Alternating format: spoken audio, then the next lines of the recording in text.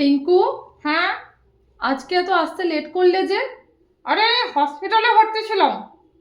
হসপিটালে ভর্তি কেন? আরে কালকে রাতের কাহানি। কেন, কি হয়েছিল?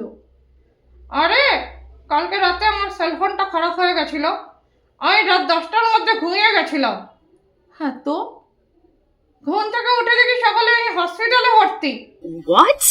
মানে কি? কেন, কি বলছো? আরে অন্যদিন হাতে সেলফোন থাকে, আমি রাত 2টা অবধি জাগি। কালকে 10টার সময় যেহেতু ঘুমিয়ে গেছি, বাড়ির লোক ভেবেছে আমি অজ্ঞান হয়ে গেছি, তাই আমাকে হসপিটালে ভর্তি করে দিয়েছিল।